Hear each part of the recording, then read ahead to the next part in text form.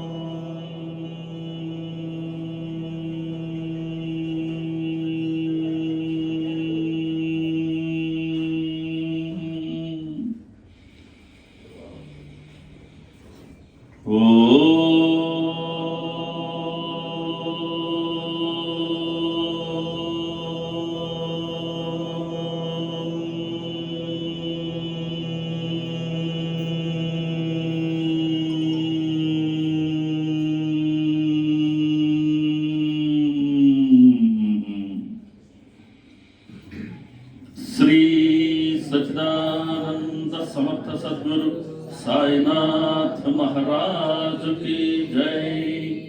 గురుమధ్యే స్థితం విశ్వం విశ్వమధ్యే స్థితో గురుః గురుర్విశ్వం న చాన్యోస్తి తస్మై శ్రీ గురవే నమః. తస్మై శ్రీ గురవే నమః. సదా నింబవృక్షస్య మూలాధివాస సుధాస్రావిణం తీర్థమప్యాప్రియంతం తరుం కల్పవృక్షాధికం సాధయంతం నమామీశ్వరం సద్గురుం సాయినాథం. నమామీశ్వరం సద్గురుం సాయినాథం.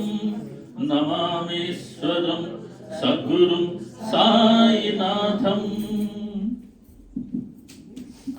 సెల్ ఫోన్లు సైలెంట్ మోడ్లో పెట్టేసుకోండి, మధ్యలో డిస్టర్బెన్స్ లేకుండా ఉండిపోతుంది.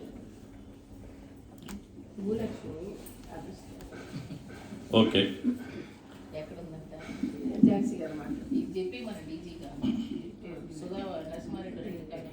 సాయి కృపతో, సాయి ప్రేరణతో, సాయి సన్నిధిలో సోదరి శివపార్వతి గారి గృహంలో ఏర్పాటు చేసుకున్న సత్సంగానికి ఇచ్చేసిన సాయి కుటుంబంలోని సహచర సభ్యులైన మీ ప్రతి ఒక్కరికిను, అలాగే ఈ ఉదయం మనందరికీ తమ సన్నిధిని ప్రసాదించి తమ స్మరణ చేసుకునే భాగ్యాన్ని ప్రసాదించిన సమర్థ సద్గురువు సాయినాథుని దివ్య పాద పద్మాలకి నమస్కారం చెల్లిస్తున్నాను.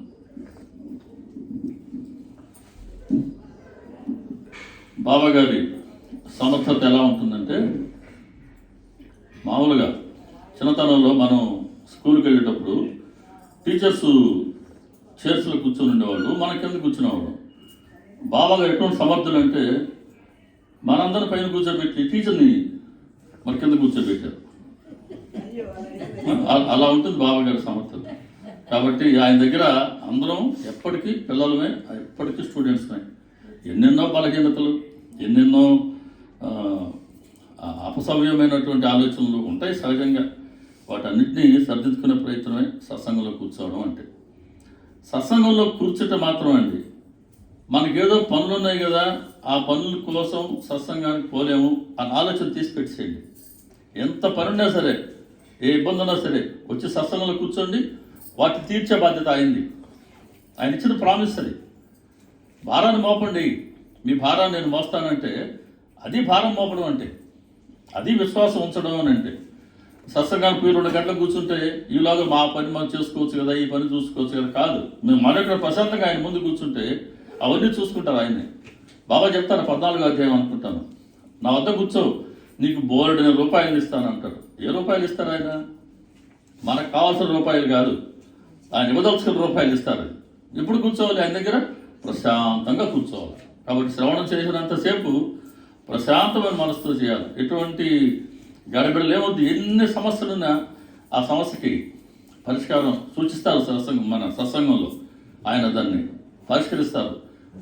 మంత్రం, తీర్థం, దేవుడు, ద్విజుడు, దైవజ్ఞుడు, వైద్యుడు, అలాగే గురు మహారాజ్, వీరందరి పట్ల విశ్వాసం ఎంతగా మనం ఉంచితే మనం పొందే సిద్ధి లేదా ప్రయోజనం కూడా దానికి అనుగుణంగానే ఉంటుంది. సచ్చరిత్ర 22 అధ్యాయం. మన విశ్వాసం బలంగా ఉంచామా మనం పొందేది కూడా బలంగానే పొందుతాం. బలంగానే పొందాలనుకుంటున్నారా? ఏం చేయాలా? విశ్వాసాన్ని బలంగా ఆయన పాదాల చెంత ఉంచడమే. బాబాగారి ఈరోజు ఇంకొక ప్రత్యేకత ఏంటంటే, ఈరోజు మేఘశ్యాముడు బాబాగారిలో ఐక్యమైనటువంటి రోజు. అది ప్రత్యేకం. ఈరోజు ఇదే తారీఖున ఆయన వేకువజామున 4 గంటలకి ఆయన 12వ సంవత్సరం 1912వ సంవత్సరం 12వ సంవత్సరం ఇదే రోజున వేకువన 4 గంటలకి ఆయన బాబాగారిలో ఐక్యమయ్యారు. వీడా నా నిజమైన భక్తుడు అని బాబాగారిచే పిలిపించుకోబడినటువంటి అర్హత ఉన్నటువంటి భక్తుడు మేఘశ్యాముడు. ఈరోజు బాబాగారి ఆశీస్సులతో పాటుగా మేఘశ్యాముడి పవిత్రాత్మ కూడా మనందరినీ ఆశీర్వదించుగాక. సచ్చరిత్రలో బాబాగారి వైభవాన్ని తెలిపినటువంటి ఓవిలు అనేకం ఉన్నాయి. వాటిల్లో ఒకటి ఏంటంటే అష్టసిద్ధుల గురించి ప్రస్తావించారు. అధ్యాయం 10వ అధ్యాయంలోను అధ్యాయం 14లోను 2 ఓవిల్లో, 10వ అధ్యాయంలో ఏమో 21వ ఓవి, 14వ అధ్యాయంలో 104వ ఓవి.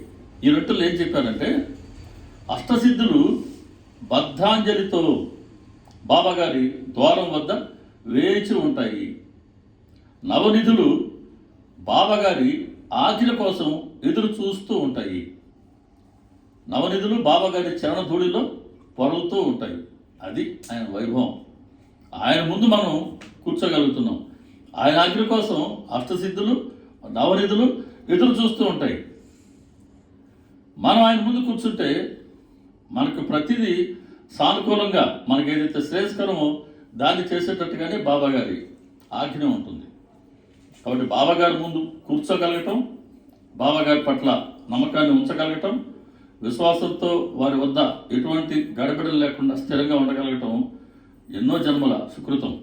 గురుకృప మెండుగా ఉంటేనే అది సాధ్యమవుతుంది. బాబాగారు, సచ్చరిత్ర బాబాగారు, ఈ ఇద్దరు అభిన్నం.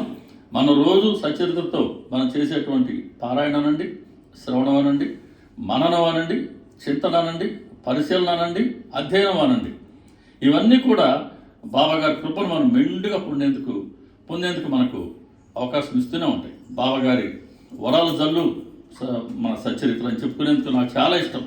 ఎన్నిసార్లు అని చెప్తా, ఎక్కడ సత్సంగంలో చెప్తా, ఒక సత్సంగంలో 10 సార్లు అని చెప్తా ఈ మాట. సచ్చరిత్ర అంటే బాబాగారి వరాల జల్లు. ఆ మాట చెప్పుకోవడం నాకు చాలా ఇష్టం. కారణం ఏంటంటే అక్షరం సత్యమైనటువంటి మాట. సరే, ఈరోజు అష్టసిద్ధులు బాబాగారి వద్ద బద్ధాంజలితో, అంటే 2 చేతులు జోడించుకొని వారి ద్వారం వద్ద వేచి ఉంటాయి. వారి ఆఖరి కోసం ఎదురు చూస్తూ ఉంటాయి. అష్టసిద్ధులు అవి ఏంటి అనేది ఈరోజు బాబాగారిలో ఎలా ప్రకటమయ్యాయి, ఎందుకని అష్టసిద్ధుల గురించి సచ్చరిత్రలో చెప్పారు అని అంటే వాటి గురించి ఈరోజు దర్శించుకుందాం. బాబాగారి స్ఫురణ మేరకు అష్టసిద్ధులు: అణిమ, మహిమ, లఘిమ, గరిమ, ప్రాప్తి, ప్రకామ్యం, ఈసిత్వం, వసిత్వం. ఈ 8 అష్టసిద్ధులు. ఒక్కదాని గురించి మనం దర్శించుకొని దాని గురించి చెప్పుకొని బాబాగారిలో ఈ అష్టసిద్ధులు ఎలా ప్రకటనయ్యాయో మనం దర్శించుకుందాం. మొట్టమొదటిది అణిమ సిద్ధి. అంటే ఈ 8 సిద్ధుల్లో 1-2 సిద్ధుల్ని రకరకాల విద్యల ద్వారా సాధించుకునే వాళ్ళు చాలామంది ఉంటారు. తాంత్రిక విద్యల ద్వారా కూడా, తాంత్రిక సాధన ద్వారా కూడా ఈ సిద్ధుల్లో కొన్ని వాళ్ళు ప్రాప్తింప చేసుకుంటారు. 1-2 సిద్ధులు ప్రాప్తించగానే దాన్ని ప్రపంచానికి తెలియజేసి వాళ్ళు ప్రపంచానికి చాలా అతీతం అన్నట్లుగా వాళ్ళు మెస్మరైజ్ చేసి వాళ్ళు ప్రయోజనం పొందాలనుకొని పొందినటువంటి వాళ్ళు, ఆ ప్రయత్నం చేసేవాళ్ళు సొసైటీలో చాలామంది ఉన్నారు. మన పేర్లు ఎందుకని. కానీ బాబాగారిలో అష్టసిద్ధులు అత్యంత సహజంగా పనిచేస్తుంటాయి. ఏ ఒక్కదాన్ని కూడా భక్తుల శ్రేయస్సు కొరకే బాబా గారు వినియోగించారు, కానీ తమ స్వార్థం కోసమో లేదా తమ గొప్పతనాన్ని చాటుకోవాలనో ఆయన ఎప్పుడు ప్రయత్నం చేయలేదు. మొదటిది అణిమ సిద్ధి అంటే ఒక భౌతిక శరీర పరిమాణాన్ని అంటే సైజుని చిన్న అణువు స్థాయికి తగ్గించుకోవడం, ఇది అణిమ సిద్ధి. అంటే ఆ సిద్ధి గల వాళ్ళు ఏమవుతారు, వాళ్ళ సంకల్పంతో కంటికి కనబడినంత చిన్న స్థాయికి వాళ్ళ శరీర పరిమాణాన్ని సైజుని తగ్గించుకోవడం. 2 కేజీలు తగ్గాలంటే మనం ఎంత కష్టపడుతున్నాం, ఇంకా 5 కేజీలు సరే జీవితకాలం గడిచిపోతుంది. 5 కేజీలు తగ్గాలంటే పెరగడం చాలా సులువు కదా. ఆస్తి పెంచుకోవాలంటే ఏమో కష్టం, కానీ సైజు పెంచుకోవడం చాలా సులువు. ఆస్తి ఎంత కష్టమో సంపాదించుకోవాలంటే వెయిట్ సులువుగా వచ్చేస్తుంది. డాక్టర్లు చెప్తారు సైజు తగ్గించాలని, మంచిదే. ఏది దానికి అవకాశం ఏది, ప్రయత్నం ఏది, తగ్గుతుందా? చాలా కష్టం. కాబట్టి అణిమ సిద్ధి గారిని మనం సాధించుకున్నాం అనుకోండి, ఎంత సులువు. 5 కేజీలు ఏంటి సార్, నేను 4 కేజీలు తగ్గాను చూడని చెప్పొచ్చు కదా. కాబట్టి అటువంటి సిద్ధినిమని మనం ఎవరిని అడగాలి? అది ఎవరి వద్ద సహజంగా ఉంటుందో ఆయన్ని అడగాలి. ఆయన ఎప్పుడు ఇస్తారు? ఆయన ముందు మనం కూర్చోసాగితే ఆయన ఇచ్చేది ఇవ్వదలుచుకున్నప్పుడు ఇచ్చే విధంగా, ఇచ్చే రూపంలో ఆయన ఇస్తారు. కాబట్టి అణిమ సిద్ధి సంకల్పం మాత్రంతో తమ శరీర పరిమాణాన్ని ఒక అణువు స్థాయికి తగ్గించుకోవడం. దీనికి బెస్ట్ ఉదాహరణ మన సచ్చరిత్రలో 10వ అధ్యాయంలోనే ఉంది. అందులో ఆ చెక్క పలక ఆ వివరణ ఉంది. చెక్క పలక ఎంత సైజు? అది 4 మూరల పొడవు, ఎంత వెడల్పు? జానుడండి. ఈ చెక్క పలకని బహుశా డ్యాంగిల్ అనుకుంటారు బాబా గారికి బహుకరించారు. అసలు ఆయన ఏ ఉద్దేశం తెచ్చాడో మనకు తెలియదు. 4 మూరల పొడవు అంటే ఓకే, జానుడు వెడల్పు ఉండే చెక్క పలక దేనికి మనకు వస్తుంది? చిన్నతనంలో మేము కింద కూర్చునే వాళ్ళం, అవి బల్లలు ఉండేటివి, అది ఎలిమెంటరీ స్కూల్. అది కూడా నాకు తెలిసి 1 అడుగు వెడల్పు ఉండేది. అది కూడా చిన్నపిల్లలు మా చిన్నతనంలో కూర్చోవాలంటేనే అట్లాంటిది 6 అంగుళాలు జానుడు వెడల్పు ఉండే పెట్టిన చెక్క పలకని ఆయన బహుకరించారు. అంటే సాధారణంగా అది పనికిరానటువంటి చెక్క పలకే. సరే, ఎవరికి పనికిరాని దాన్ని బాబా గారు అత్యంత ప్రయోజనకరంగా ఉపయోగించుకోగలరు. అది ఆయన సమర్థత. లేకపోతే ఆయన ముందు కూర్చోవడం సాధ్యమయ్యే పని కాదు నాలాంటి వాడికి, మా నాన్న నాలాంటి వాడికి. కాబట్టి ఆ చెక్క పలకని ఇచ్చారు బాబా గారికి ఆయన డ్యాంగిలే. దాన్ని ఎలా వినియోగించారు బాబా గారు? దాన్ని ఒక ఊయల్లాగా ఆ మసీదు సూరికి వేలాడ తీశారు. ఎంత ఎత్తులో? 6 అడుగుల ఎత్తులో. దేంతో వేలాడ తీశారు?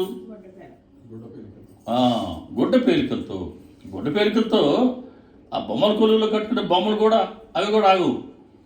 అట్లాంటిది ఆ చెక్క పలక బరువుని 4 మూరల పొడవు, 1 జానుడు వెడల్పున్నటువంటి ఆ చెక్క పలక బరువుని ఆ గుడ్డ పేలికలు మోయగలిగినాయి. ఆశ్చర్యం, అసలు దాన్ని మోయగలగడమే ఆశ్చర్యం. సరే, అది మాత్రమే కాకుండా బాబా గారు వెళ్ళి ఆ చెక్క పలకపై ఆయన పడుకునేవారు. ఆయన 4 వైపులా 4 దీపాలు ఉంచేవారు. కొన్నిసార్లు గొంతుకి ఎలా కూర్చునేవారు.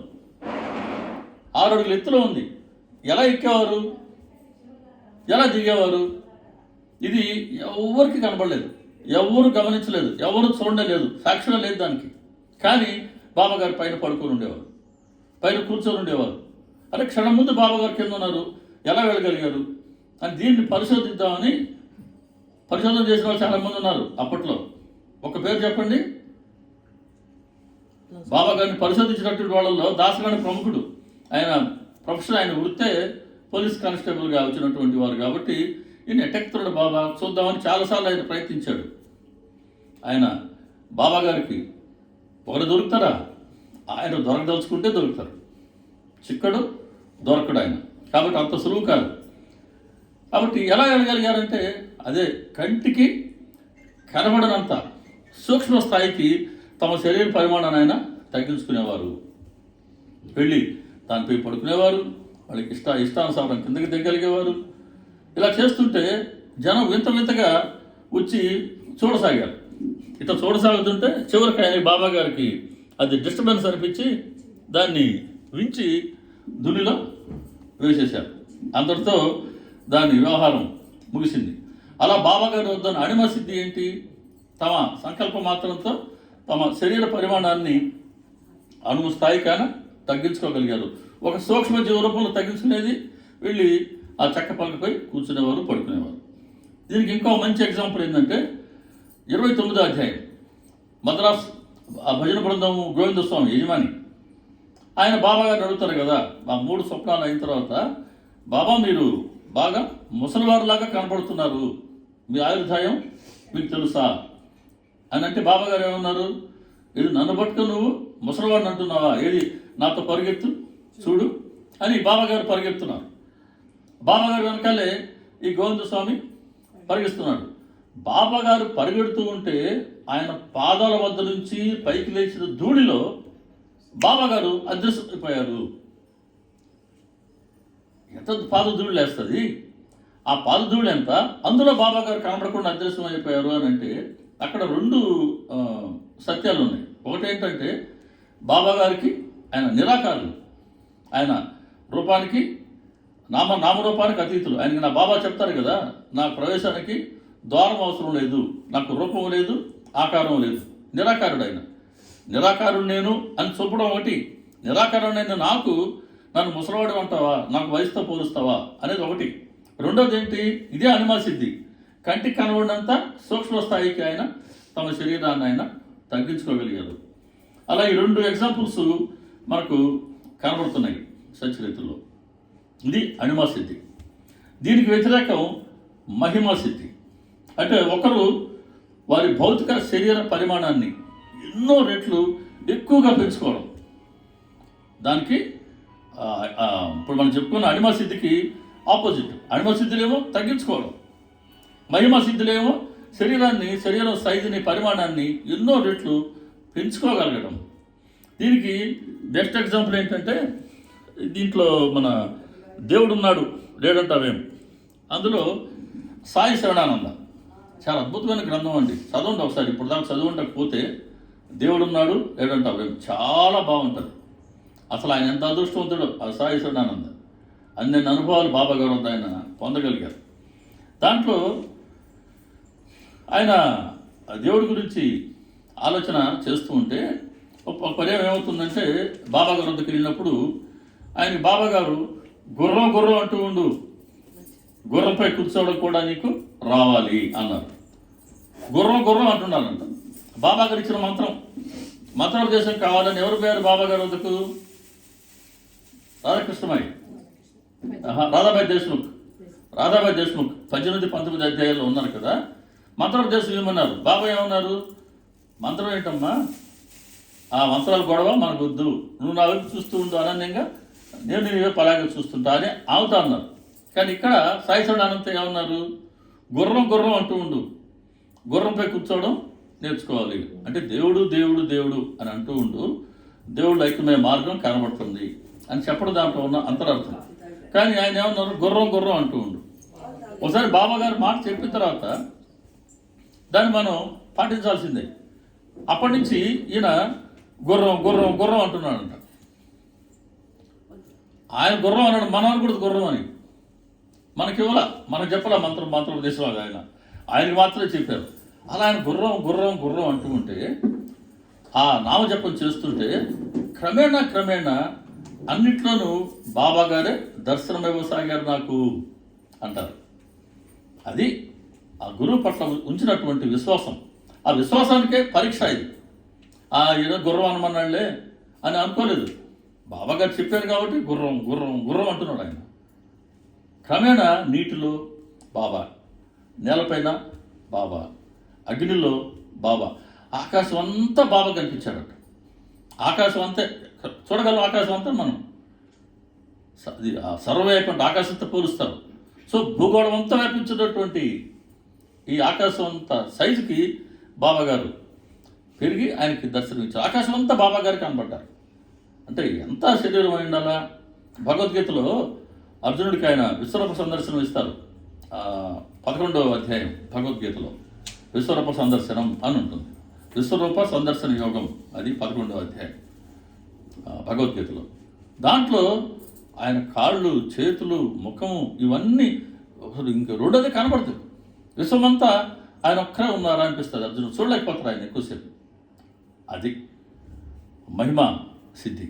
అది బాబాగారు సాయి సదానంద గారికి ఇచ్చినటువంటి అనుభవంలో మనం దర్శించుకోవచ్చు. అదేవిధంగా తోతాపురి రామకృష్ణ పరమహంస గారికి ఆయన ఒక గురువు.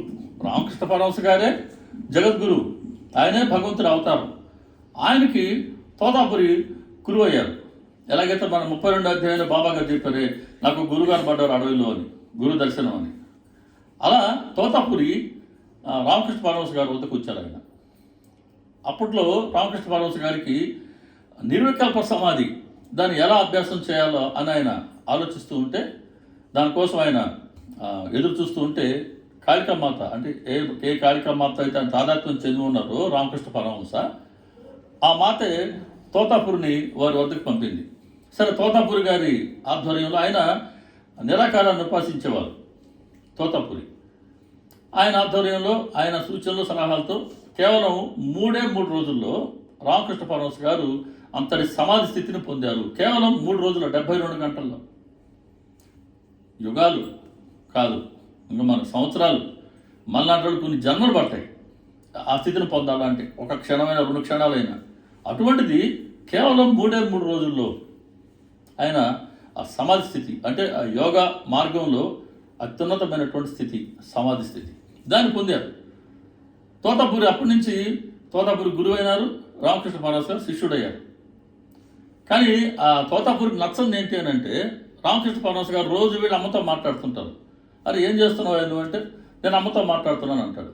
తోతాపురి గారేమో సాకారాన్ని విశ్వసించేవారు కాదు, దేవుడిని ఆయన నిరాకారుడిగానే ఆయన ఆరాధించేవారు.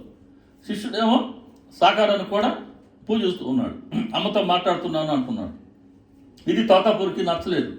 చెప్పాడు ఆహా, రామకృష్ణ పరమహంస గారు ఏం మారలేదు. ఆయన పర్యాయం వెళ్ళిపోవాలనుకుంటారు. తోతాపురి వెళ్ళిపోవాలనుకుని ఆయన ఆ గంగానది వద్దకు వస్తారు.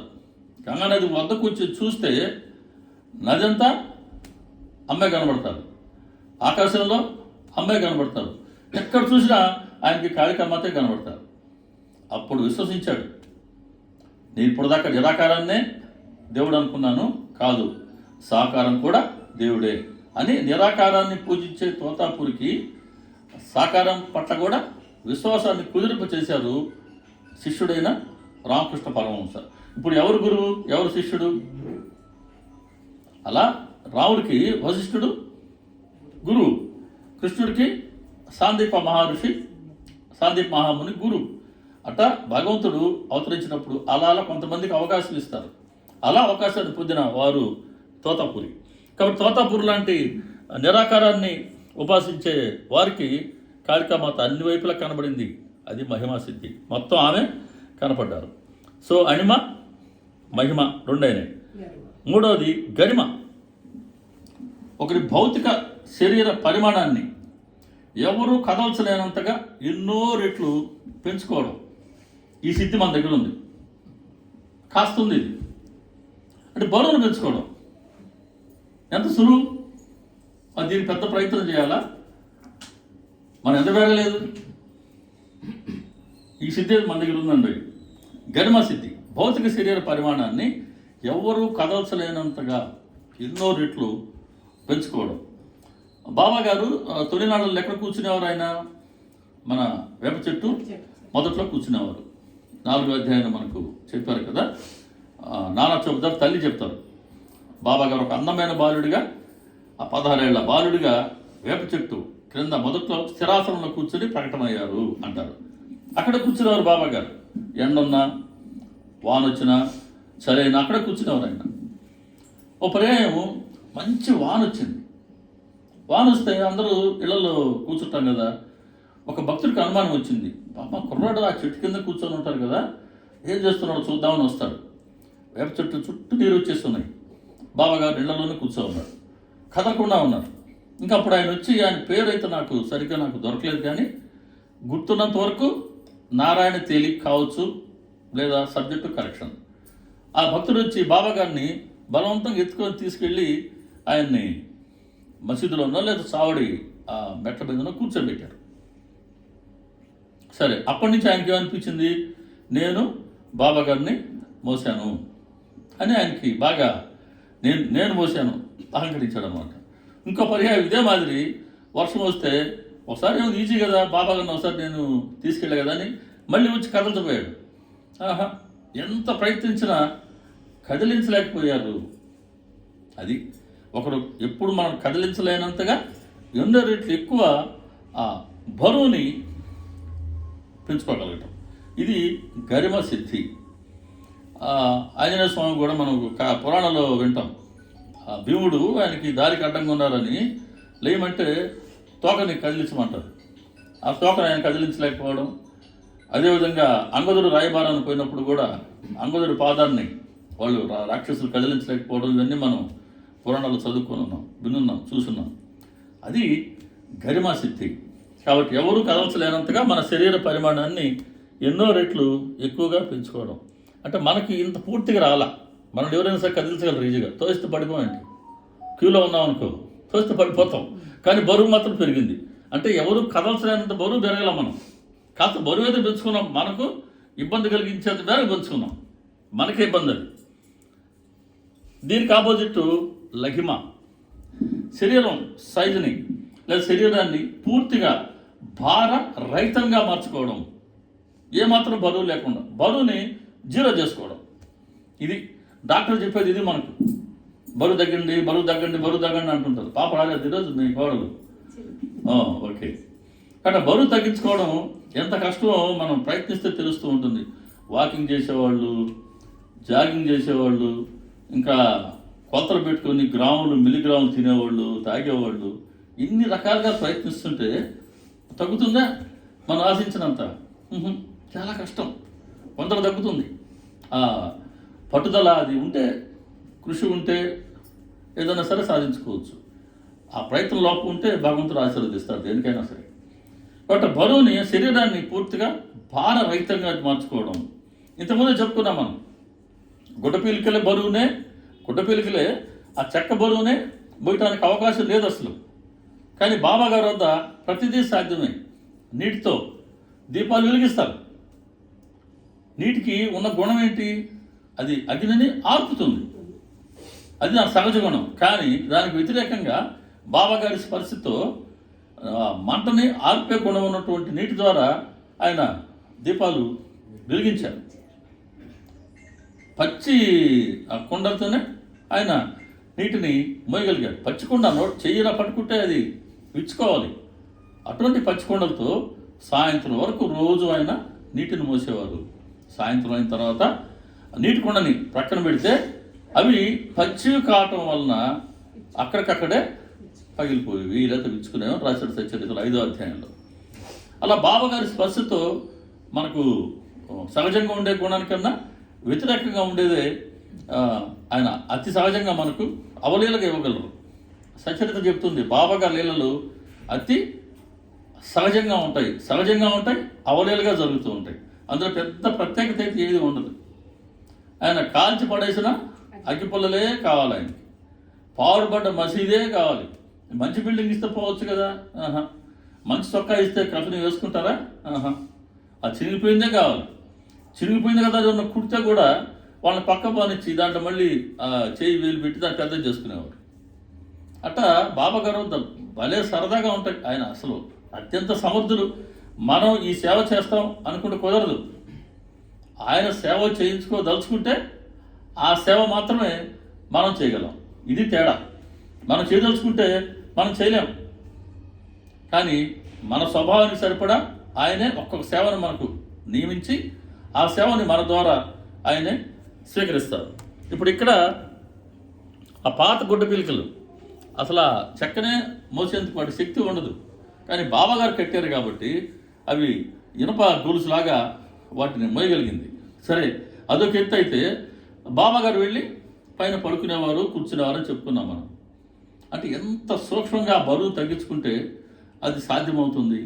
కాబట్టి ఇది మన బాబాగారిలో దర్శించుకోగలిగినటువంటి లఘిమ సిద్ధి. తర్వాత 5వది ప్రాప్తి సిద్ధి. తలుచుకుంటే అంటే సంకల్ప మాత్రంతో ఎక్కడికైనా ఎలాగైనా సరే వెళ్ళగలగటం. ఒకే సమయంలో ఎన్నో ప్రదేశాల్లో ఆయన దర్శనం ఇవ్వగలగటం, ఇది ప్రాప్తి సిద్ధి. సంకల్పం మాత్రంతో తలుచుకుంటే చాలు, ఎక్కడికైనా సరే ఎలాగైనా సరే వెళ్ళగలగటం. ఇక్కడ కూడా ఆ చెక్క పలకపై పడుకోవడం కూడా 6 అడుగులు ఎత్తులో ఉండేదాన్ని ఎప్పుడు వెళ్ళేవారు, ఎప్పుడు దిగేవారు, ఎవరైనా చూసారా? అక్కడ కూడా ఈ సిద్ధి కూడా పనిచేస్తుంది. అలాగే మన 9వ అధ్యాయంలో మనం దర్శించుకుంటే తక్కడ గారి వాళ్ళ కుటుంబ అనుభవాల్లో ఒక అనుభవం ఏంటి? తల్లి కుమారుడు ఇద్దరు కలిసి షిరిడీకి వచ్చారు. బాబాగారి సన్నిధిలో ఉన్నారు. రోజు వెళ్ళి బాబాగారిని వాళ్ళు చాలా శ్రద్ధగా సేవించుకుంటూ ఉన్నారు ఆనందంగా. అక్కడ కండిషన్ ఏంటి? అక్కడ పెద్ద తర్కడ్ గారు రోజు ఉదయాన్నే ఆయన స్నానం చేసి బాబాగారికి పూజ చేసి నివేదించాలి. ఆ బాబాగారికి నివేదించందే ఇంట్లో ఎవరు తినము అనే ఒక మాట మీద తర్కడ్ గారి అబ్బాయి వాళ్ళ అమ్మని తీసుకుని షిరిడీ వచ్చారు. తర్కడ్ కూడా శ్రద్ధగానే సేవ చేశారు. కానీ పని ఒత్తిడి కారణంగా ఆ రోజు ఉదయం ఆయన బయటకు వెళ్ళాల్సి వచ్చింది. ఆ పని ఒత్తిడి పడిందంటే మనసు అటు వెళ్ళిపోద్ది. అది ఆయన ఒక్కడికే కాదు, మనందరికి సంబంధించింది కూడా. అది పని ఒత్తిడి కాస్త పడిందంటే ఎవరిని వదిలేస్తాం? ముందు మనకు కనబడేది బాబానే, అతి సులువుగా వదిలేస్తాం. కష్టం వచ్చి పడిందో బాబా బాబా బాబా బాబా అనుకుంటాం. భలే ఉంటాం కదా మనం మనుషులు, భలే చిత్రంగా ఉంటాం. కష్టం వచ్చి పడిందంటే మాత్రం ఇంకెవ్వరు గుర్తుకురారు, బాబా బాబా బాబా అంటాం. కానీ పని పడిందో, ఒత్తిడి పడిందో అస్సలు బాబాగారు గుర్తుకే రారు. అతి సులువుగా ఆయన విడిచిపెట్టేసి మన పని మనం చూసుకుంటూ ఉంటాం. అలాగే ఈయన కూడా మేనేజర్గా ఉన్నారు కంపెనీలో. ఏదో ప్రమాదం జరిగింది అక్కడ. సో ఉదయాన్నే ఫోన్ వచ్చింది, ఆయన వెళ్ళిపోయారు. బాబాగారికి నివేదించలేదు. సరే మధ్యాహ్నం వచ్చి స్నానం చేసి భోజనానికి కూర్చున్నప్పుడు వంట మనిషి ప్రసాదాన్ని వడ్డించలేదు. అడిగాడు, ఏంటి ప్రసాదం లేదు బాబాగారు, మీరు నివేదించలేదు కదా ఈరోజు. అప్పుడు గుర్తుకొచ్చింది చేసిన తప్పు. వెంటనే బాబాగారికి అక్కడి నుంచి ఆయన ప్రార్థన చేసుకున్నారు. చాలా తప్పు చేశాను బాబా, నన్ను క్షమించండి అని కుమారుడికి లేఖ రాశాడు. అరే బాబు, నేను నీకు మాట ఇచ్చాను, కానీ ఈరోజు చాలా పొరపాటు జరిగింది. నేను మా అమ్మాయి మాధవి గత జన్మలో ఇప్పుడు నేను మాట్లాడుతుంటే మనసు చెప్పేస్తుంది, అమ్మ జోలపాటు పడుతుంది, బజ్జు బజ్జు బజ్జు ఉంటుంది అనమాట మనసు. అప్పుడు ఆ బిడ్డ నిద్రపోతుంటుంది అనమాట. అట్లా నా వాయిస్ మాధవికి ఆ గత జన్మలో ఉండే స్మృతిని టచ్ చేస్తుంది. అది మా ఇద్దరు బాంధవం అయితే. ఇప్పుడు నేను తల్లినా నా బిడ్డ. సరే, ఇక్కడ కుమారుడికి లేఖ రాశాడు ఆయన. అరే బాబు, నేను మర్చిపోయాను, పొరపాటు జరిగిపోయింది. వెళ్ళి నా తరపున బాబాగారి అభయాన్ని, వారి ఆశీర్వాదాన్ని, వారి నిన్ను ప్రార్థించు, అభయాన్ని ఇవ్వమను, నా తప్పును క్షమించమను అని లేఖ రాశాడు కుమారుడికి తండ్రి బాంధురా నుంచి. అదే రోజు, అంటే ఏ రోజైతే ఆయన బాబాగారికి ఆ నివేదన చేయలేదో అదే రోజు మసీదులో ఏం జరిగింది? బాబాగారికి యథావిధిగా తల్లి కుమారుడు వచ్చి వాళ్ళు పూజిస్తూ ఉంటే బాబా చెప్పారు, అమ్మా ప్రతిరోజు లాగానే నేను ఈరోజు కూడా బాంద్రాకి వెళ్ళాను.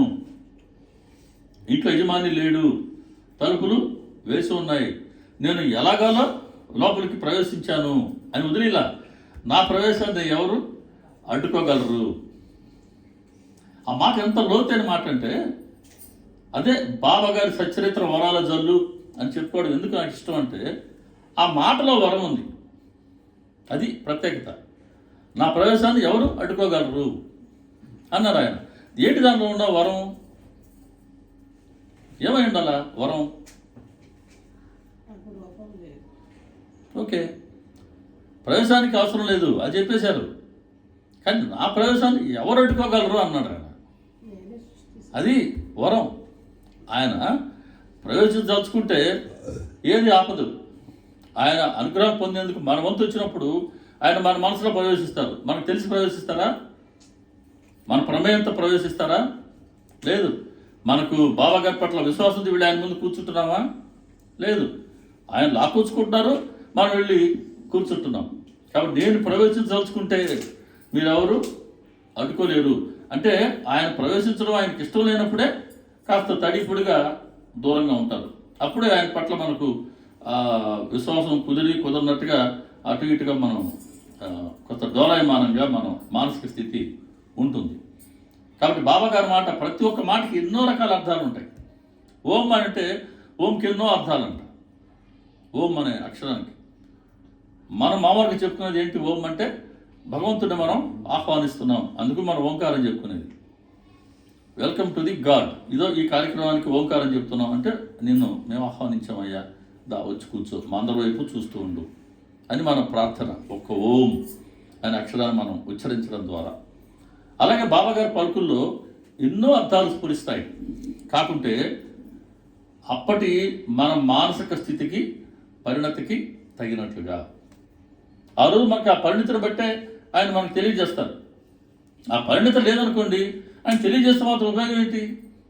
బాబాగారి పట్ల విశ్వాసం కలిగినంత వరకు మనం ఎన్ని చెప్పినా ఎవరైనా దాన్ని పట్టించుకుంటారా? వాళ్ళకి అనుభవం కలిగింది అనుకో, ఇక మనం చెప్పాల్సిన పని ఉంటుందా? ఉండదు. కాబట్టి సచరిత్రలో ఇలా పూర్తిగా బాబాగారి వరాల జల్లు ఉంది. అలా ఇక్కడ నా ప్రవేశాన్ని ఎవరు అడ్డుకోగలరు? నేను లోనికి వెళ్ళాను, మిట్ట మధ్యాహ్నం వేళ తినేదానికి తాగేదానికి ఏమీ లేక నేను అలాగే ఆకలితో తిరిగి వచ్చేసానమ్మా అని అన్నారు బాబాగారు. కానీ బాబాగారు ఉండేది షిరిడీలోనే ఉన్నారు, తల్లి కొడుకుతో పాటు అందరూ సాక్షులం. కానీ ఆయన రోజు బాంద్రాకి వెళ్తున్నాను అంటున్నారు. ఎలా బాంద్రాకి వెళ్ళగలుగుతున్నారు? పోనీ బాంద్రాకి వెళ్ళిందేమన్నా నోటి మాట అనుకుంటే, ఈరోజు ఏమీ లేదు, తలుపు వేస్తున్నా, యజమాని లేడు, అన్నీ కరెక్టే చెప్తున్నారు బాబా. అంటే ఈరోజు ఇంట్లోకి వెళ్ళారు, మరి అంత పెద్ద ఇంట్లో బాబాగా తినేదానికి తాగేదానికి ఏముండదా? ఉంటుంది. కానీ బాబా గారికి అంటూ నివేదన జరగలేదు. నివేదిస్తేనే ఆయనది, అది అంతే. ఏది నివేదిస్తామో అదే ఆయనది, పక్కదాన్ని ముట్టుకోరు. దక్షిణ అంటాం మనం. మన పర్సులో ఎంతుంటే మనం బాబాగారు దక్షిణ ఇస్తున్నాం? 100 రూపాయలు దర్శనం బాబాగారు దక్షిణ ఇచ్చామనుకుందాం, 101 రూపాయలు ఇచ్చామనుకుందాం. పర్సులో ఎంతుంటే ఇస్తున్నాం? ఎంతుంటే ఇస్తాం? ఎంత మొహమాటగా చెప్పాలంటే చాలా కఠినమైన ప్రశ్నలు వస్తాయి ఇట్టన్నీ. అంతకన్నా ఎక్కువ ఉంటేనే కదా, ఇంత చెప్పల్లా. అంతకన్నా ఎక్కువ ఉంటే దాన్ని మనం దక్షిణ ఇవ్వగలుగుతున్నాం. 1000 ఉండొచ్చు, 2000 ఉండొచ్చు, 3000 ఉండొచ్చు. కాబట్టి మనం ఇచ్చిందే ఆయన దక్షిణ, మన పర్సులో మొత్తం అయింది కాదే అది. కాబట్టి మనం నివేదిస్తేనే ఆయన స్వీకరిస్తారు. ఇప్పుడు బాబాగారి ముందు మనం నివేదిస్తేనే ఆయన స్వీకరిస్తారు. ఇదే తీసుకెళ్ళి మనం మన టేబుల్ మీద పెట్టుకున్నాం అనుకో, అవి ఆయనవి కావు.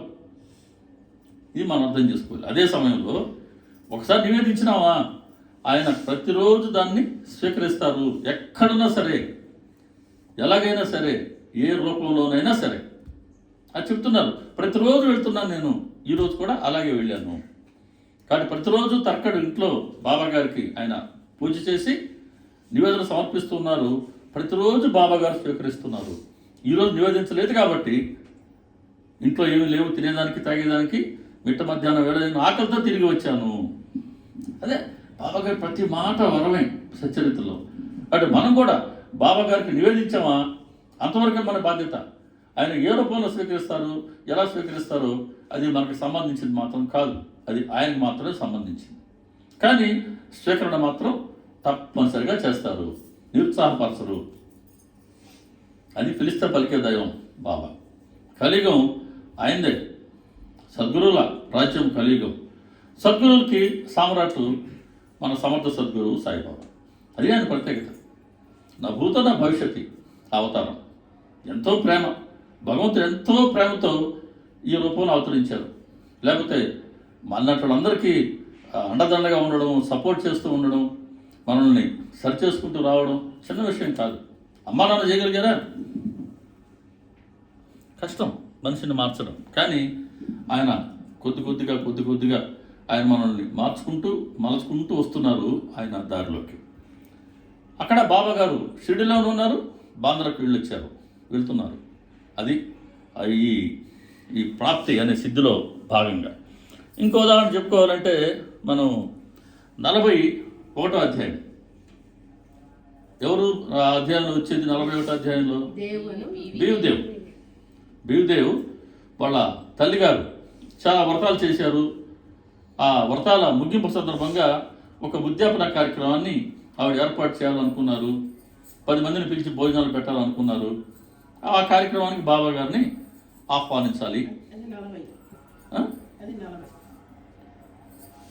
40 ఓకే, 40 అధ్యాయం ఉద్యాపన కార్యక్రమం. సో ఉద్యాపన కార్యక్రమానికి బివిదేవు జాబ్ రాశాడు బాబా గారికి. బాబా పలానా రోజు ఉద్యాపన కార్యక్రమం అనుకుంటున్నాం, నేను స్వయంగా వచ్చి మిమ్మల్ని ఆహ్వానించలేదు, కానీ ఇదిగో ఈ లేఖపూర్వకంగా ఆహ్వానిస్తున్నాను అని జోగ్ పేరిట లేఖ రాశారు. అది తీసుకెళ్ళి బాబా గారి ముందు ఉంచారు. ఆయన బాబా గారికి మనవి చేశాడు. సరే, బాబా గారు ఏమన్నారు? తప్పకుండా నేను నువ్వు మరొకరితో కలిసి దేవుడికి వెళ్ళి భోజనానికి వస్తాం అని అతడికి లేఖ రాశాడు. చాలా సంతోషపడ్డాడు బివిదేవ్. చూడు బాబా గారు వస్తానన్నారు. కానీ బాబా గారు వారు ఆ శరీరంతో ఉన్నంత వరకు, ఆ పవిత్ర శరీరంతో ఉన్నంత వరకు ఏ ఊరు తిరిగారు ఆయన? నీమ్గ్రామ్ ఒకటి, రహతా ఒకటి, రూయి, సరే షిర్డీ, సరే ఈ 4 గ్రామాల్లోనే ఆయన ఆ శరీరంతో ఆయన ప్రకటమైంది. ఆ 4 ఊరు దాటి ఆయన ఆ శరీరంతో పోలా. కానీ ఎక్కడెక్కడికో వెళ్ళారు. ప్రపంచమంతా తామే ఉన్నాము అని దర్శనాలు, అనుభవాలు ఇచ్చారు రకరకాల శరీరాలతో. కాబట్టి బాబాగారు వస్తానన్నారు, ఖచ్చితంగా వస్తారు, ఆయన మాట తప్పరు. కానీ అదే శరీరంతో రావాలని లేదు. ఆయన ఏ శరీరంతో వచ్చినా సరే నేను గుర్తుపట్టగలను అనుకున్నాడు ఆయన. ఇదే అడ్డంకి. నేను గుర్తుపట్టగలను, ఇది అహంకారం, ఇది కర్తృత్వం. నేను గుర్తుపట్టేస్తాలే అని అనుకున్నాడు. కానీ ఎవరి దగ్గర? మీరెక్కడున్నా, ఏం చేస్తున్నా, మీ చర్యలన్నీ నాకు వెంటనే తెలుస్తూ ఉంటాయి అని సదా గుర్తుపెట్టుకోండి. 3వ అధ్యాయం. ఆయన దగ్గర మనం అలాంటి మాట అనుకుంటే ఒప్పుకోడు ఆయన, దాన్ని అంగీకరించరు ఆయన. కారణం ఏంటి? అలా అహంకరిస్తే అది మనకు నష్టం. ఆయన మనకు శ్రేయస్సును కలిగించేవారే కాబట్టి అహంకారాన్ని ఆయన తొలగించే ప్రయత్నమే చేస్తుంటారు. మరి బాబాగారు చెప్పినట్టుగా బాబాగారు ఒక 2 వచ్చారు, 3 భోజనం చేశారు, వాళ్ళు ఆతిథ్యం స్వీకరించారు, దక్షిణ స్వీకరించారు, తాంబూలం స్వీకరించారు. అందరు అతిథులతో పాటుగా వాళ్ళు కూడా వచ్చి ఉన్నారు, భోంచేశారు, వెళ్ళిపోయారు. కానీ ఈయన మనసులో డౌట్ ఏంటి?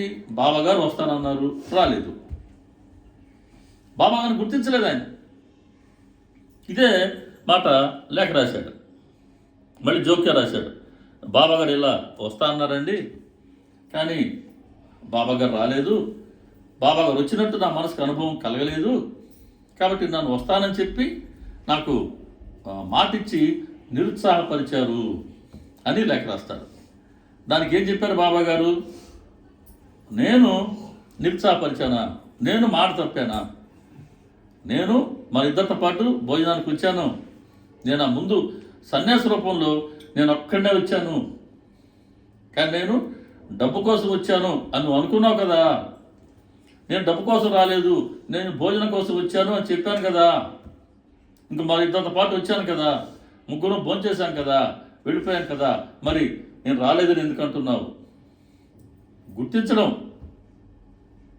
చేతకానప్పుడు అసలు నన్ను పిలవడం ఎందుకు? అతిథులు పిలిచాము, మనం వచ్చినాం ఈరోజు. ఇక్కడ మన కరవడంగానే పాప అందరూ రిసీవ్ చేసుకుంటున్నారు, అట్లా రిసీవ్ చేసుకోలేదు అనుకుందాం. మన పరిస్థితి ఎలా ఉంటుందండి? సాధ్యమైన పని కాదు, అది ఊహించలేము మనం. అలా ఉంటుంది. అలా గుర్తించలేనప్పుడు అసలు నన్ను ఆహ్వానించడం దేనికి అని అంటూ, చూడు, నా మాట నిలబెట్టుకోవడానికి అవసరమైతే ప్రాణాలు విడిచి చనిపోతానే కానీ నా మాట ఎప్పటికీ అబద్ధం కాదు. ఇది పెద్ద వరం, సచ్చరిత్రలో అద్భుతమైనటువంటి వరం. ఆయన మాట చెప్పారా, మాట తప్పరు. మాట ఇచ్చేవాళ్ళని చూస్తున్నాం, మాట జారిపోయేవాళ్ళని చూస్తున్నాం. మాట మీద నిలబడేవాళ్ళు చాలా తక్కువ, అత్యంత అరుదు ప్రపంచంలో. గమనించండి, ఏ రంగంలోనైనా మాట సులువుగా చెప్పేస్తాం, అయిపోయా, పాపం గడుపుకుంటాం, సమయం గడిచిపోయింది. పొరపాటు కూడా మాట గురించి అర్థం ఇక. సో మాట చెప్పడం చాలా సులువు, చెప్పిన దాన్ని ఆచరించడం కనా కష్టం. ఇది మన జీవితంలో మనం ఇది చూస్తున్నటువంటి దృశ్యం. కానీ బాబా గారు ఏమంటున్నారు? మాట చెప్పానా, నేను మాటకు నిలబడతా. కాబట్టి ఇచ్చిన మాటని నిలబెట్టుకునేవారు, అత్యంత ప్రియంగా మాట్లాడేవాళ్ళు, ఏం చేశారో దాన్ని చెప్పి చూపించేవారు, ఇటువంటి హరిపుత్రులు చాలా అరుదు. హరిపుత్రుడు ఆయన. అలా చేసేవాళ్ళందరూ భగవంతుడికి ప్రీతిపాత్రమైన వాళ్ళే. వాడు ఎవరు మాట తప్పరాలి, భగవంతుడికి ప్రీతిపాత్రమైన వాళ్ళు మాట తప్పలేదు. లేదా ఇష్టానుసారం మనం ఏదైనా చెప్పించు. సో ఇప్పుడు ఇక్కడ బాబా చెప్తున్న మాట ఏంటి? నేను మాట ఇచ్చాను, నేను మాట తప్పను. వచ్చారు ఆయన, మరి ఇద్దరితో వచ్చారు. మరి బీవిదే ఏమనుకున్నాడు? నేను గుర్తుపడతాను అనుకున్నాడు కదా, మరి ఎందుకు గుర్తుపట్టలేదు? అది మాయ. మళ్ళీ ఆ మాయ ఎక్కడి నుంచి వచ్చింది? అది ఆయనలో నుంచి వచ్చింది. ఏ రూపంలో వచ్చింది? అదిగో ఆ సన్యాస రూపంలో వచ్చాడు. ఈరోజు వచ్చుంటే గుర్తుపట్టేవాడు. అమ్మా బాబా గారు వచ్చారు, ఇంకో ఇద్దరితో కలిసి వచ్చారు, ముగ్గురు వచ్చారు, కాబట్టి ఆ సన్యాసి బాబాని గుర్తుపట్టేవారు. అలా గుర్తుపట్టనే కూడా ఏం చేశారు ఆయన? కొన్ని నెలల ముందే ఒక మామూలు సన్యాస వేషంలో వచ్చాడు. ఇదే సన్యాస వేషంలో వచ్చాడు. ఎందుకు వచ్చాడు? ఆయన ఒక గోరక్షణ శాలను నడుపుతున్నాడు. ఆ గోవులకి గ్రాసం కావాలి, వాటి సందా నిమిత్తం నేను వచ్చాను అన్నాడు. ఆ గోరక్షకుడిలాగా వచ్చాడు ఆయన. కాబట్టి ఇప్పుడు ఈయనేమనుకున్నారు? సార్ అయ్యా నువ్వు ఇప్పుడు వచ్చినా బాగానే ఉంది, ప్రస్తుతానికి ఊర్లో వేరే పని జరుగుతుంది, దానికి మేము చందాలు ఇస్తున్నాం, ఇదే సమయంలో మీరు వచ్చి అడిగితే ఎలా ఇవ్వగలం, ఇంకో పర్యాయం రండి మీరు అని చెప్పంపించాడు బీవిదేవ్. ఆ రోజు 4 నెలల తర్వాత రమ్మన్నాడు. ఈయన బహుశా 2-3 నెలలకి వచ్చారు. సన్యాసి నెలకి వచ్చారు. కాబట్టి ఆ సన్యాసే చందా కోసం వచ్చాడని మనసు ఒక్కసారిగా భ్రమించింది. అందుకని చూడంగానే అబ్బా నేను డబ్బుల కోసం వచ్చినట్టున్నాడు ఈయన, నేను 4 నెలలు ఆగి రమ్మన్నాను కదా, ఈయన అప్పుడే వచ్చాడేంటి అని మనసులో అనుకున్నాడు.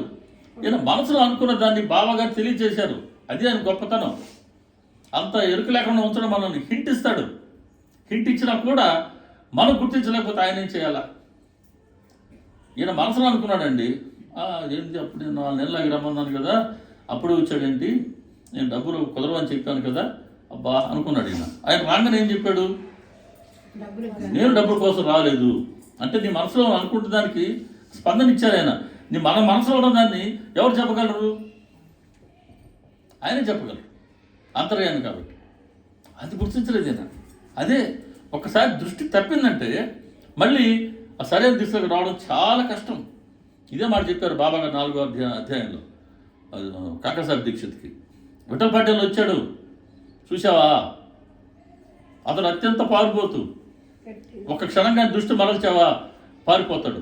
కాబట్టి అతన్ని కదలకుండా మేక్కొట్టి స్థిరంగా ఉంచు, గట్టిగా మేక్కొట్టి ఉంచాలంట. ఎవరిని?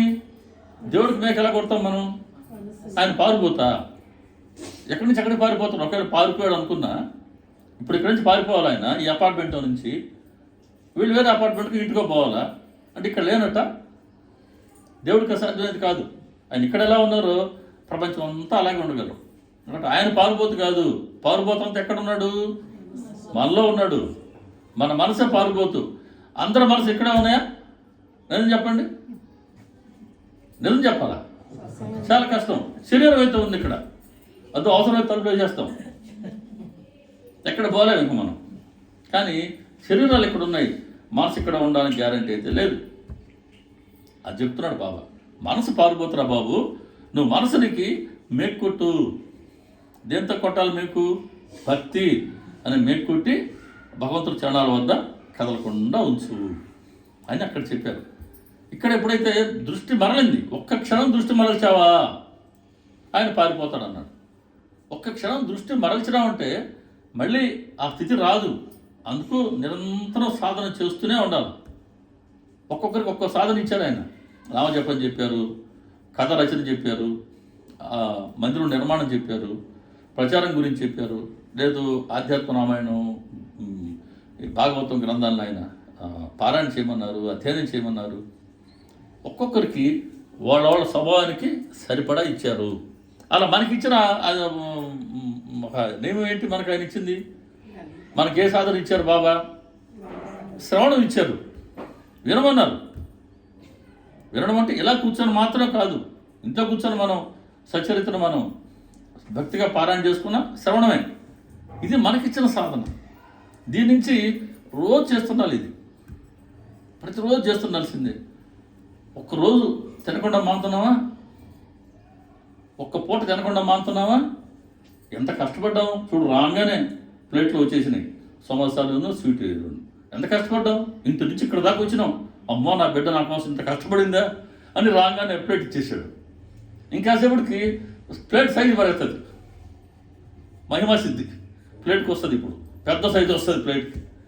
మళ్ళీ సాయంత్రం మళ్ళీ ఇంటికి పోయినాక మళ్ళీ ప్లేట్ పట్టుకుంటామా?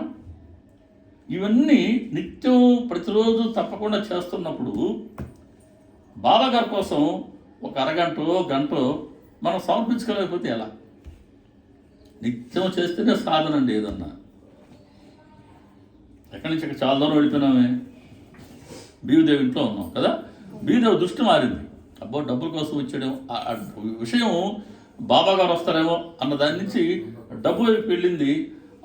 అది మరపు. ఈ మరపు తెలియజేస్తున్నారు బాబా. నేను వచ్చాను, నేను కూర్చున్నాను, నేను భోంచేశాను, అన్నీ చేశాను, నన్ను అతడే నన్ను గుర్తించలేనప్పుడు అసలు నన్ను పిలవడం ఎందుకు? అలా బాబాగారు షెడ్యూల్లోనే ఉంటారు. ఆయన ఎక్కడికైనా సరే ఏ రూపంలోనైనా వెళ్తారు, వస్తారు. ఇది బాబాగారిలో ఉన్నటువంటి ఈ ప్రాప్తి సిద్ధికి మరొక ఉదాహరణ. ఇలాంటి ఉదాహరణ చెప్పుకోవాలనుకుంటే ఇదే విధంగా అప్పా కులకర్ణి 33వ అధ్యాయం. అప్పా కులకర్ణి వాళ్ళ ఇంట్లో ఒక చిత్రపటం ఆయన పెట్టుకొని ఉండేవారు. రోజు ఆయన బాబాగారికి పూజలు చేసేవారు. గురువారం వస్తే ఇంకా పూలమాల అవన్నీ సమర్పించేవారు. బాబాగారి పట్ల భక్తి ఉంది ఆయనకి. ఆయన భివాండిక క్యాంప్కి వెళ్ళింది. ఆ భివాండిక ఆయన క్యాంప్కి వెళ్తుంటే 10 రోజుల్లో వస్తానన్నాడు, ఇంట్లో చెప్పాడు. ఆయన బయలుదేరి ప్రయాణమైన రోజే ఇంటికి ఒక ఫకీర్ వస్తాడు. ఇంట్లో భార్య పిల్లలు ఆ ఫకీర్ని చూసి వాళ్ళు ఆశ్చర్యపోతారు. కారణం ఏంటంటే ఇందో చిత్రపటంలో ఉండే ఫకీర్ ఎలాగున్నారు, ఇంటి ముందు వచ్చి నిలబడ్డ ఫకీర్ అలాగే ఉన్నాడు. వీళ్ళు అడిగారు, అయ్యా మీరు షిరిడి సాయిబాబానా అంటే ఏం చెప్పారు ఆయన? నేను స్వయం సాయం కాను, కానీ నేను వారి ఆదేశంతో నేను మీ ఇంటికి వచ్చాను, ఆయన దాసుడిని, మీ యోగక్షేమాలు చూసి రమ్మని సాయి చెప్పారు, నేను అందుకోసం వచ్చాను.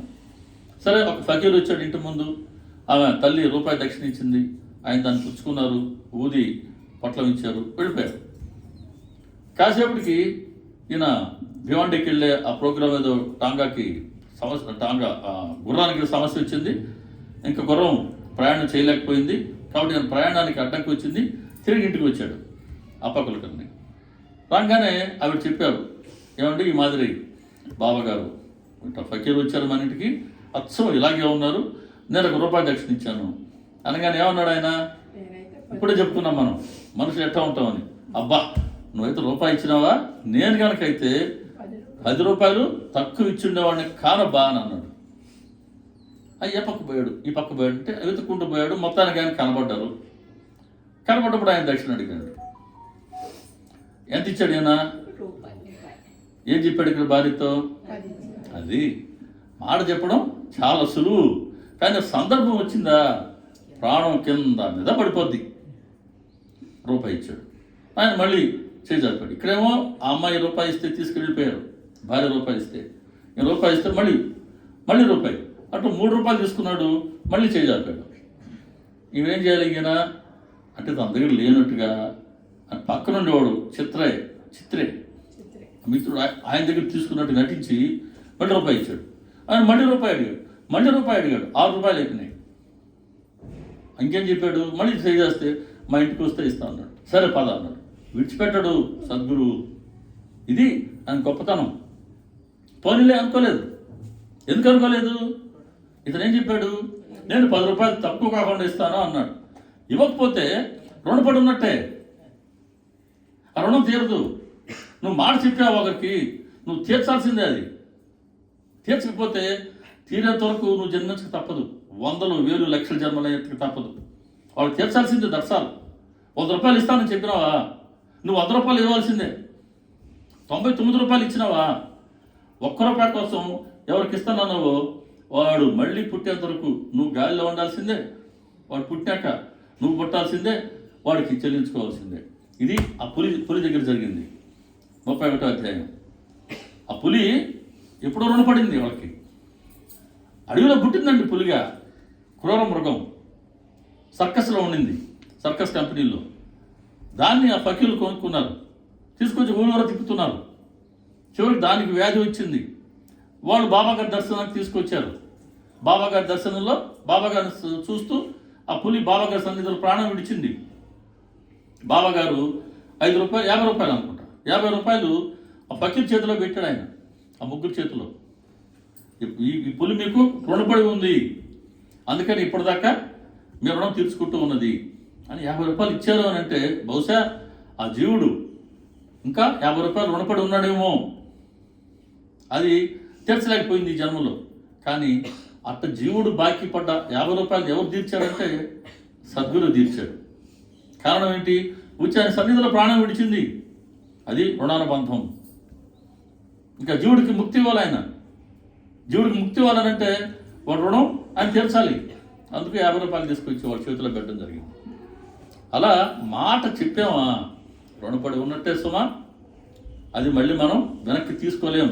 యూనివర్స్లో లిఖించబడే ఉంటుంది.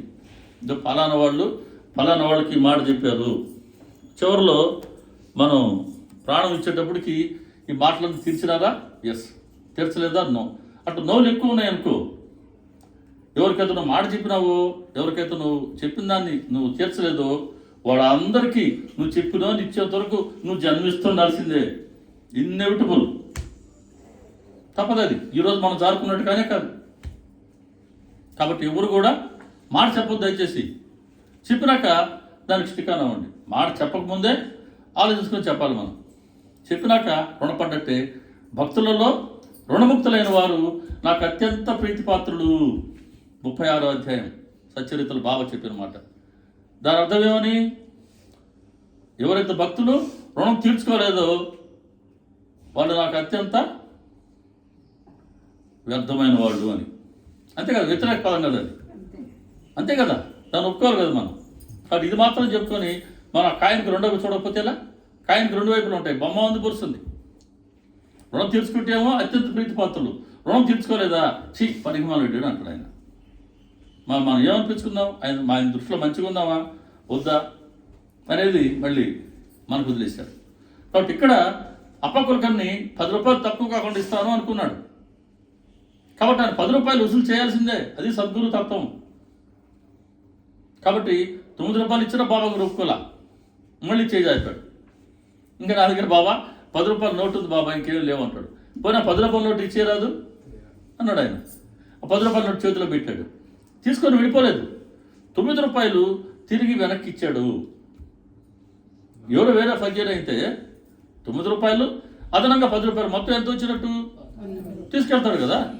కానీ నువ్వు చెప్పింది 10 రూపాయలనే. ఆ 10 రూపాయల వరకే బాబా గారివి. 11 రూపాయలు కూడా బాబా గారిది కాదు. ఆయనది కాంది ఆయన ఉంచుకోరు. నేను ఎవరిని ఏది ఉచితంగా అడగను, నేను అలాగే అందరి వద్ద ఏది తీసుకోను. ఎవరైతే నాకు బాకీ పడి ఉన్నారో, ఎంత బాకీ పడి ఉన్నారో అంతే దక్షిణ కోరుతాను. అత్యంత సమర్థులు బాబా. అస్సలు ఆయన వద్ద మిల్లీగ్రాములు సహా ఉంటుంది కొలత, తూకం ప్రిసైజ్గా ఉంటుంది, అత్యంత ఖచ్చితంగా ఉంటుంది. 10 రూపాయలు అన్నాడు, 10 రూపాయలు మాత్రం తీసుకున్నాడు, 9 రూపాయలు ఇచ్చేసాడు, ఆయన పాటికైనా వెళ్ళిపోయాడు. మరి షిరిడీలో ఉన్నారు ఆయన, ఎలా వచ్చారు? ఆ రోజు కారోజు వచ్చి ఈ 10 రూపాయలు వసూలు చేశారు కదా. ఇది బాబాగారి ప్రాప్తి సిద్ధికి ఇంకొక మంచి ఉదాహరణ. కాబట్టి షిరిడీలోనే ఉంటున్నారు ఆయన, ప్రపంచంలో ఎక్కడైనా సరే ఆయన ప్రకటమవుతూ ఉన్నారు. ఇది ప్రాప్తి సిద్ధి. తర్వాత ప్రకామ్యం సిద్ధి ఇంకా ఏమున్నాయి? ప్రకామ్యం ఉంది, ఈశత్వం ఉంది, వశత్వం ఉంది. సరే, ఒక్కసారి చిన్నపాటి బ్రేక్ తీసుకుందాం, తర్వాత మళ్ళీ దీన్ని మనం కంటిన్యూ చేద్దాం. ఇంతలోపల ఇంతకుముందు పాడని వాళ్ళు ఎవరు ఉంటే 2 పాటలు పాడండి. శ్రీ సచిదానంద సమర్థ సద్గురు సాయినాథ్ మహారాజ్ కి జై.